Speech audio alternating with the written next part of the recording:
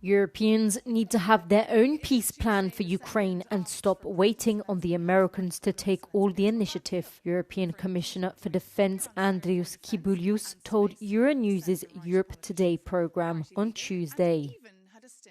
It would be very good for us to have our own plan and then to compare with American plan to see what is good, what we want to discuss. We need to be more independent, both in our defense capabilities, but also in our geopolitical standing is coming. Recently, a leaked peace plan between Washington and Moscow worried Ukrainians and Europeans as it appeared to favor Russia. Kybilius told Euronews that it's good Trump is taking the initiative and trying to bring peace, but highlighted the importance of a just and long-term peace plan. Bad deal would be bad not only for Ukraine, it would be bad also for the whole Europe, because definitely we need to understand and we need to take seriously what our intelligence services are saying, that during the next several years Russia can be ready to test Article 5. Last weekend, European allies put forward a counter-proposal that led Washington and Kyiv to create an updated and refined peace framework at a meeting in Geneva. This will be the basis for the talks between the US and Russia on Tuesday.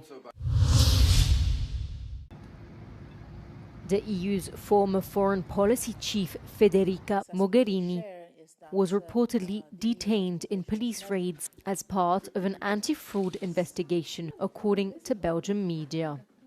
Mogherini was among 3 suspects taken for questioning on Tuesday morning after Belgian authorities searched the offices of the European External Action Service. Her name was revealed by newspapers L'Echo and Le Soir, citing sources. According to Le Soir, the second detainee is Stefano Sannino, a top director at the Commission for the Middle East, North Africa and the Gulf. The third individual is reportedly a manager at the College of Europe. Tuesday's raids were carried out at the request of the European Public Prosecutor's Office, which is probing suspected fraud related to an EU-funded project.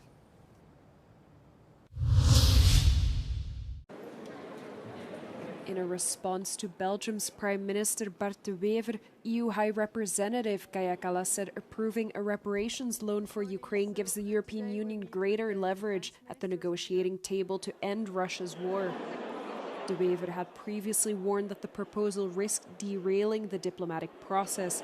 Kallas, however, insisted that the approval of the reparations loan sends 3 messages. To Ukraine, she argued it would show them that the EU is there to help defend themselves. Secondly, it would send a message to Moscow that they can't outlast the EU. And finally, it would prove to the US that the EU is taking strong and credible steps. Under the scheme, the bloc would channel the frozen Russian assets to Ukraine. Kyiv would only be asked to repay the loan if Moscow agreed to compensate for the damages. However, Belgium's Prime Minister Bart de Wever has repeatedly opposed the proposal. He claims it could pose a risk to Belgium, where the assets are stored. He also said it could act as an obstacle to the White House trying to reach a deal between Ukraine and Russia. The president of the International Criminal Court said during the institution's annual meeting on Monday that it won't bow to pressure from either the US or Russia. 9 members of its staff, including 6 judges and the court's chief prosecutor, have been sanctioned by US President Donald Trump for pursuing investigations into US and Israeli officials, while Moscow has issued warrants for ICC staff in response to an arrest warrant for President Vladimir Putin over the war in Ukraine. The sanctions have taken their toll on the court's work, affecting a wide range of investigations at a time when it's already struggling with growing demands on its resources.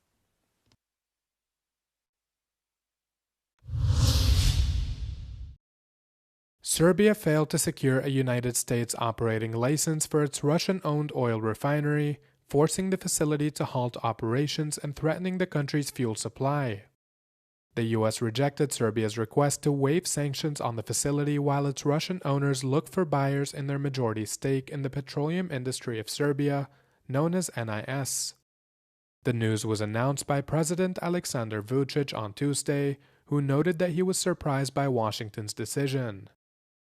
NIS is 45% owned by Russian energy giant Gazprom, while the Serbian government only own roughly 30%.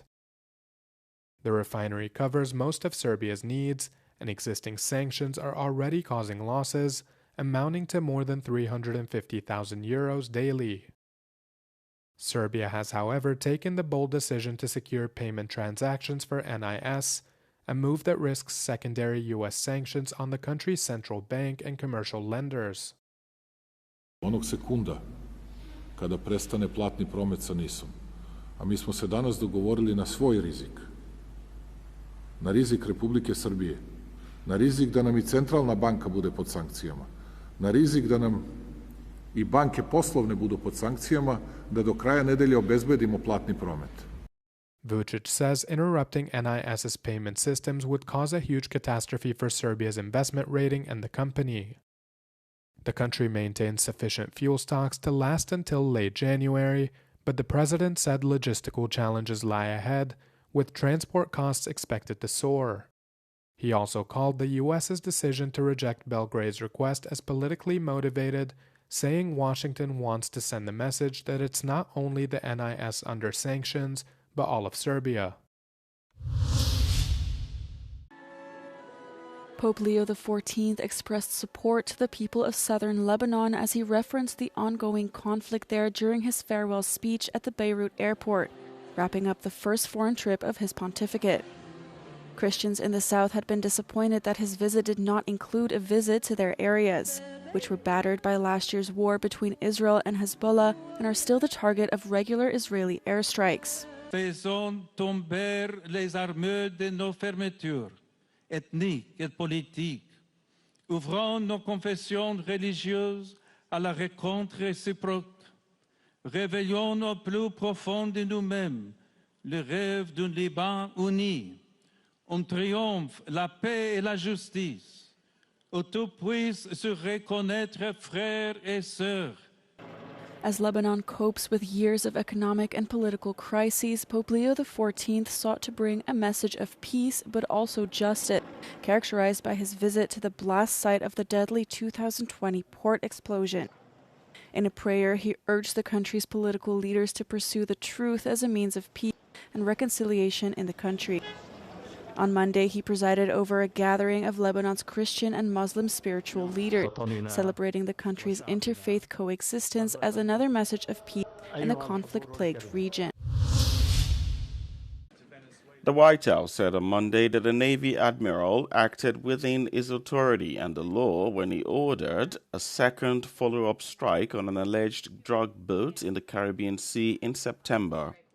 According to White House Press Secretary Caroline Leavitt, Defense Secretary Exeth authorized Admiral Bradley to conduct these kinetic strikes. Leavitt, in her comments to reporters, did not dispute a Washington Post report that there were survivors after the initial strike. Her explanation came after the report detailing the attack sparked controversy, and President Donald Trump said he wouldn't have wanted a second strike when asked about the incident. The controversial September strike was one in a series carried out by the U.S. military in the Caribbean Sea and Eastern Pacific Ocean, as Trump ordered the buildup of a fleet of warships near Venezuela, including the largest U.S. aircraft carrier. More than 80 people have been killed in the strikes that Washington says targets drug cartels. A long-lost painting by 17th-century Flemish artist Peter Paul Rubens has sold at auction for 2.3 million euros in Versailles. The painting, which was hidden for more than 4 centuries, was recently found in a private townhouse in Paris. It was part of a French collection and was initially thought to be from one of the many Rubens workshops that existed at the time. Qui n'a pas changé de main depuis 150 ans, totalement inconnu de la critique et du public depuis 1625, date de sa disparition, dont nous connaissions l'existence par une gravure portant la signature du peintre, et qui réapparaît pour vous à Versailles chez Maître Ozna. The auction house said the painting's authenticity was confirmed after scientific analysis. A microscopic examination of the paint layers revealed not only white, black and red pigments in the areas representing human skin, but also blue and green, which Rubens typically used.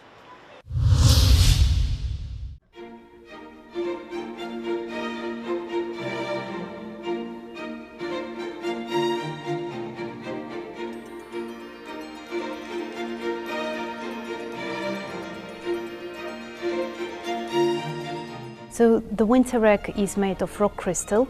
It would have been an extremely difficult job, first of all to find such a clear specimen of rock crystal, but then also carve it in such a difficult shape, the ovoid shape, and also engrave with the beautiful snowflake design from the inside without rock crystal cracking. It must have been a really challenging job.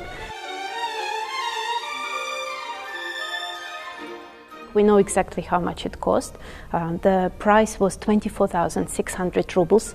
It was the most expensive item Fabergé created at the time in 1913. And just for comparison, to understand how much money it was, an average worker in Moscow would get 30 rubles a month. So this was an incredibly high amount. And on Tuesday, we are going to offer it for sale again, and we expect it to sell in excess of £20 million.